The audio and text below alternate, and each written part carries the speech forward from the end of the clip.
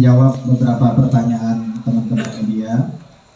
Saya akan jelaskan bahwa hari ini betul Polda Metro Jaya dalam hal ini Subdit Cyber Direktorat Kriminal Khusus Polda Metro Jaya saat ini sedang melakukan pemeriksaan terhadap Saudara Roy Suryo dengan status pemeriksaan sebagai tersangka. Adapun dasar yang digunakan dalam pemeriksaan ini adalah terkait dengan laporan polisi atas nama pelapor Kurniawan Santoso, kemudian juga laporan polisi yang ada di Barreskrim yang dilimpahkan ke Polda Metro Jaya atas nama pelapor Kevin Wu.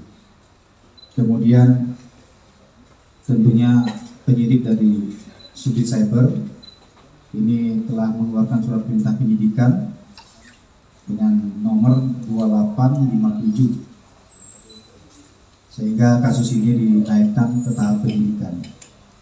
Kemudian pasal yang disangkakan kepada Saudara Suryo adalah pasal 28 ayat 2 junto pasal 45 ayat 2 Undang-Undang nomor 19 tahun 2016 tentang ITE. Kemudian juga pasal 156A Kitab Undang-Undang Hukum Pidana dan pasal 15 Undang-Undang nomor 1 tahun 1946 tentang peraturan hukum pidana. Kemudian saat ini ya Saudara Roy Suryo sampai saya menyampaikan informasi ini masih menjalani pemeriksaan terkait dengan statusnya sebagai tersangka.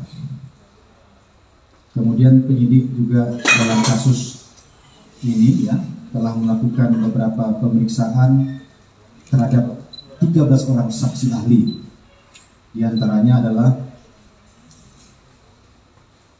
ahli bahasa, ini ada 3 orang kita periksa. Kemudian ahli agama 3 orang, kemudian ahli medsos 1 orang, ahli sosiologi hukum 2 orang, ahli pidana 2 orang, dan ahli ITE.